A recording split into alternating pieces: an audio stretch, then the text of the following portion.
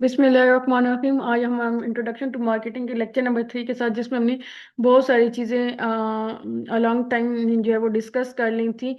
तो अब इसे क्या कहते हैं, जो हमारे पास नेक्स्ट टॉपिक है, हमने इसमें जो मार्केटिंग प्रोसेस के अंदर हमने दो टॉपिक पॉइंट डिस्कस किए थे। ठीक है। तो अब जो हमारे पास तीसरा है पॉइंट है, वो preparing on integrated market plan and program. ठीक है। प्रिपेयरिंग ऑन इंटीग्रेटेड, इंटीग्रेटेड का क्या मतलब होता है? चीजों को इकट्ठा करना। ठीक है। अब मार्केटिंग प्लान एंड प्रोग्राम, जो आपने मार्केटिंग प्लान बनाए हैं, जो प्रोग्राम्स बनाए हैं, उन प्लान और प्रोग्राम्स को इकट्ठा भी करना है आपने। ठीक है। ये नहीं कि आपने इनको सिर्फ एक दफा जो है वो कर लिया। तो अब इसे क्या कहते हैं कि अब इन प्रोग्राम्स को इकट्ठा करना है। तो जो प्लान और प्रोग्राम बनाए हैं, तो अब उनमें प्रोग्राम और प्लान्स हो कौन से सकते हैं, उनको हम थॉरोली डिस्कस करते हैं। ठीक है। जिसमें major marketing mix tools are classified into 4 groups. हम इनको कितने टूल्स में, ग्रुप्स में तकसीम करते हैं? 4 में। जिसको हम, जो बेसिक आपके पास क्वेश्चन भी आ सकता है, वो होता है 4 Ps of marketing, discuss the 4 Ps of marketing. ठीक है ना। यानी कि ये जो प्रिपेयर इंटीग्रेटिंग मार्केटिंग प्लान है, वो किस नाम से भी जाना जा सकता है? 4 पीस ऑफ मार्केटिंग के नाम से भी जाना जा सकता है, या ये भी कहा जा सकता है कि मार्केटिंग के 4 पीस जो हैं वो हमारे साथ डिस्कस किए जाएं। या 4 पीस ऑफ मार्केटिंग कौन से होते हैं, ये भी वो आपके साथ डिस्कस कह सकता है।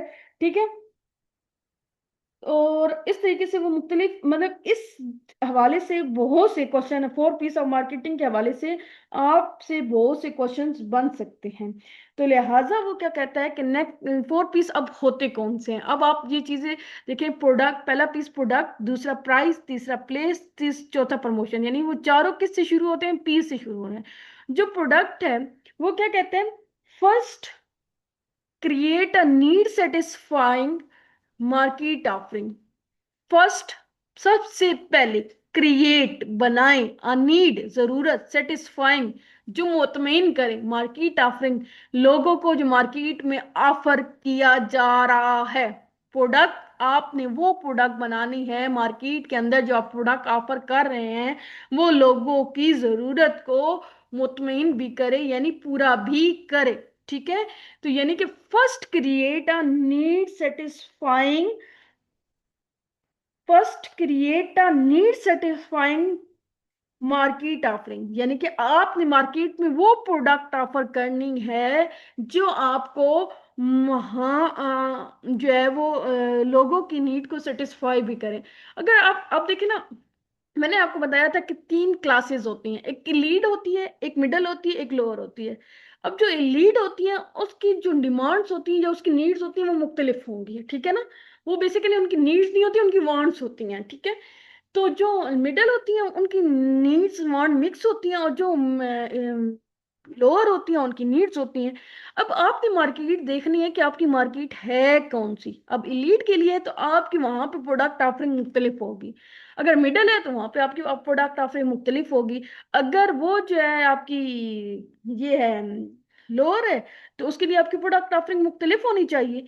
तो आपने सबसे पहले जो आप प्रोडक्ट एनालिसिस कर रहे हैं, ठीक है ना। अब देखिए ना, आप ब्रांड लॉन्च करते हैं, आपने जब देखा होगा कि अगर आप ब्रांड, जब आप ऑनलाइन कर रहे होते हैं ब्रांड का, तो आपने बाद प्रोडक्ट, कपड़ों की कीमत 85,000, 95,000, लैख, इस तरह भी देखी होंगी। अब हमारे लिए तो बड़ी वो एक्सपेंसिव हो जाती है, या मतलब वो चीज़ हो जाती है, या मतलब प्रोडक्ट। अब वो प्रोडक्ट हमारी तलगम की मार्केट में आपको कहीं से भी नहीं, बहुत हाईली जो हमें जो सूट रिकमेंड किया जाता है, अगर आप लॉन की बात करें, तो वो बहुत महंगा भी जो होता है, वो 5-7 हज़ार का भी प्रोडक्ट, लॉन। ठीक है ना। अब इस तरह की, या पहले हम प्रोडक्ट की बात करें, कीमत की बात में करेंगे। प्रोडक्ट यहाँ पे आपको कभी भी वो इस तरह की टी शर्ट्स वगैरह, या लड़कियों के लिए इस तरह की प्रोडक्ट ऑफर नहीं की जाती तेलंगाना के में, क्योंकि जहाँ पे हमारे जो लोग, हमारा जो सोसाइटी है, जिसमें हम बिलोंग कर रहे हैं, वहाँ पे इस तरह की प्रोडक्ट्स को नहीं लोग लेते। वो आप अगर इस तरह की यहाँ पे ये पूरी मार्केट बन जाए कि टी शर्ट्स, ड्रेस शर्ट्स, या इस तरह के जो मशरकी मगरबी लिबास को मतलब जो ऑफर करते हैं, अगर इलीट क्लास की हम बात करें, तो वहां पे इस तरह का लिबास पहना जाता है, तो वहां पे उनकी मार्केट में ये ऑफर किया जाएगा, तो वो आसानी से ले, लेकिन जहाँ पे हमारी मार्केट इस तरह की प्रोडक्ट ऑफर की जाएगी, तो वो हमारे यहाँ पे नहीं चलेगी।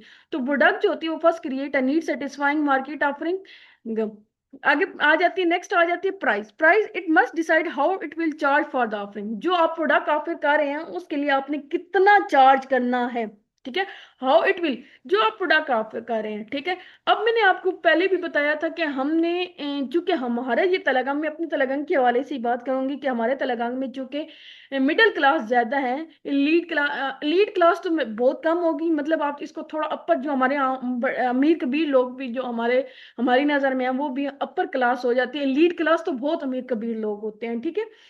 तो जो हम अपर क्लास हैं, तो हम लोग जो कहते हैं कि हम ये आपको, ये जो हमारी कंपनी है जूस के हिस्सों को में क्यों तकसीम करती हैं 20, 30, 40, 50, ताकि ये जो मिडिल क्लास के लोग हैं ये आसानी से, इनको जितनी जरूरत है या इनकी जेब में जितने पैसे हैं, प्राइस जो है वो आपने अगली की जेब को देखकर डिसाइड करनी है, ना कि अपनी पॉकेट को देख के आपने डिसाइड करनी है।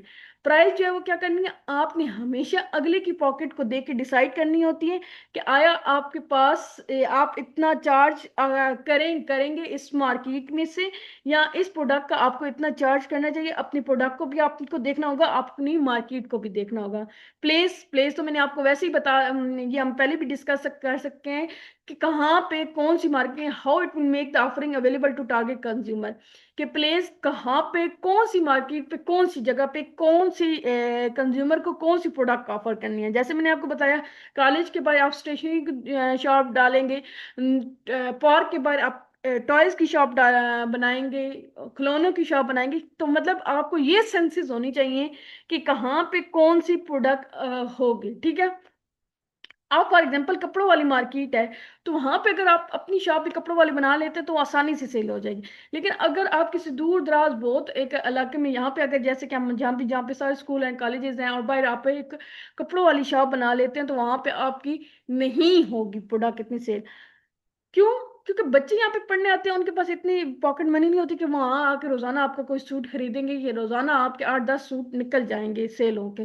तो प्लेस जो होती है वो बड़ी इंपॉर्टेंट होती है, कौन सी जगह पे कौन सी आपने प्रोडक्ट ऑफर करनी है। जैसे कि हम पिज्जा वगैरह की मैंने आपको बताई थी, अगर आप किसी गांव में ओपन कर लेंगे मैकडोनल्ड वगैरह जिस तरह इस्लामाबाद, लाहौर वगैरह में उनका शेयर, मतलब वो जितना हाईली प्रॉफिट अर्न कर रही है, इस तरीके से अगर वो किसी हमारे किसी गांव में, जो सदन शाह या किसी भी गांव में, कोटसारंग में या किसी भी गांव में अगर वो ओपन कर लेते हैं अपनी ब्रांच, तो वो इतना हाईली नहीं कर सकेंगे, ठीक है। प्रमोशन प्रमोशन क्या होती है कि फाइन प्रमोशन कहते हैं finally it must communicate. Communicate का मतलब क्या होता है, बातचीत करना with target consumer. Target consumer क्या होती है, जिसको आपने प्रोडक्ट ऑफर करनी है। टारगेट कंज्यूमर क्या होती है, जिसको आप कर रहे हैं, प्रोडक्ट ऑफर कर रहे हैं, जिसको आपने वो लोग जिनको आपने प्रोडक्ट ऑफर करनी है, आपने जिनको चीज देनी है, ठीक है। अबाउट द ऑफरिंग, जिन जो टारगेट कंज्यूमर, आपने उनके साथ बातचीत करनी है। बातचीत करने का ये मतलब नहीं होता कि कंपनी खुद आ जाएगी और एक एक बंदे से मिलेगी, हाँ जी हम ये प्रोडक्ट बेच रहे हैं। अब कंपनी के प्रमोशन के तरीके कौन कौन से हैं, कंप्यूटर टीवी पे ऐड चला देगी, इंटरनेट पे ऐड चल, जितनी भी सोशल मीडिया, टिकटॉक पे ऐड आ रहे होते हैं, आपने देखा होगा BNB आजकल जो प्रोडक्ट है या कोई भी किसी किस्म के नए सीरम जितने भी चल रहे हैं उनके ऐड चल रहे होते हैं, ठीक है। आप कोई भी सोशल मीडिया, इंस्टाग्राम खोलती हैं, फेसबुक खोलती हैं, यूट्यूब खोलती हैं, कोई भी, तो वहां पे ऐड चल रहे होते हैं। फिर छोटे छोटे ब्रोशर्स होते हैं वो, हाँ, आपको कहीं ना कहीं से मिल रहे होते हैं, कहीं भी किसी जगह पे खड़े होते हैं तो कोई बंदा आपको आके पकड़ा जाता है।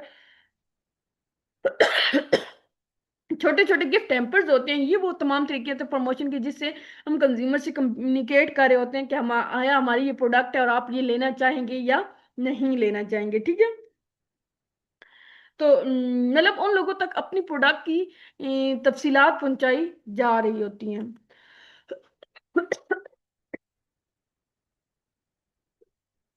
आगे नेक्स्ट आ जाता है building profitable relationship and create custom delight. The first, अब ये चौथा स्टेप है, ठीक है। कहते हैं the first 3 step in marketing process, understanding the market place and customer need and designing customer driven marketing strategy and constructing. पहले 3 जो स्टेप हमने पढ़े हैं, जिसमें पहला स्टेप हमारे पास क्या क्या था, पहला स्टेप हमारे पास ये था कि अंडरस्टैंडिंग द मार्केट, जिसमें हमने सबसे पहले मार्केट प्लेस को अंडरस्टैंड किया था, फिर कस्टमर नीड्स एंड वांट को अंडरस्टैंड किया था, फिर कस्टमर ड्रिवन मार्केटिंग स्ट्रेटेजी, और फिर अभी तीसरा मैंने आपको पढ़ाया इंटीग्रेटेड मार्केटिंग प्रोग्राम। ठीक है, और फिर अब भी कहता है वो तीनों जो स्टेप है, understand market and customer need, designing customer driven marketing strategy and constructing a marketing program, all lead up. अब ये तीनों जो मिलके हैं वो इस चौथे स्टेप को बना रहे हैं, ये तीनों मिलके क्या कर रहे हैं, इस फोर्थ स्टेप को बना रहे हैं। And constructing and marketing program all lead up to the fourth and most important step and building profitable relationship. अब मैंने प्रॉफिटेबल रिलेशनशिप का जिक्र पहले भी किया था कि हमने बिल्डिंग प्रॉफिटेबल रिलेशनशिप का मतलब ये है कि हमने कस्टमर के साथ रिश्ता तो बनाना है, लेकिन प्रॉफिटेबल रिलेशनशिप बनाना है। प्रॉफिटेबल रिलेशनशिप क्योंकि आपकी कंपनी ग्रो तब करेगी जब आप मुनाफा अर्न करें, आपने स्टे भी तो करना है उसके अंदर, इकोनॉमी के अंदर।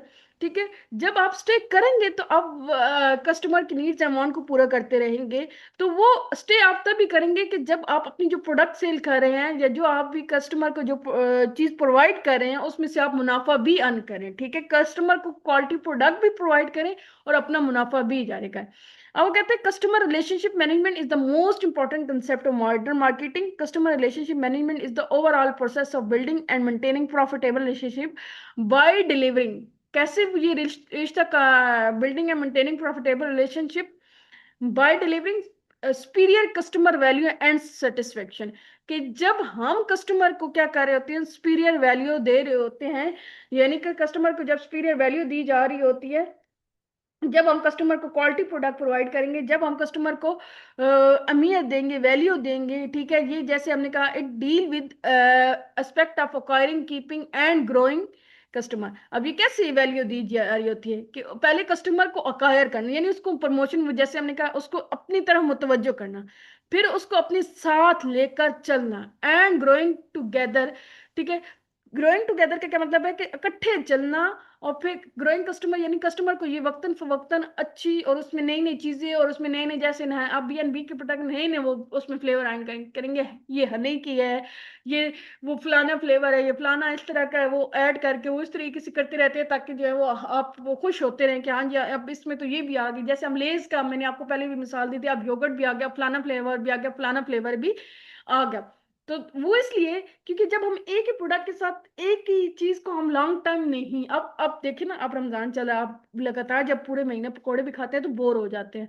तो इसलिए जब किसी एक चीज को लगातार इस्तेमाल कर रहे होते हैं, लगातार लेकर चल रहे होते हैं, तो आप बोर हो जाते हैं। तो लिहाजा क्या होता है कि वो फ्लेवर्स में या वो उसमें नित नई तब्दीलियां इसलिए लेकर आनी जरूरी होती हैं कि जो है वो हम उनसे बोर ना हो। ठीक है, अब कस्टमर रिलेशनशिप मैनेजमेंट में क्या आता है, एक दो चीजें आ जाती हैं, एक आती है कस्टमर वैल्यू, यानी कस्टमर को वैल्यू देना, और एक होता है जो है वो कस्टमर अट्रैक्शन सेटिस्फेक्शन।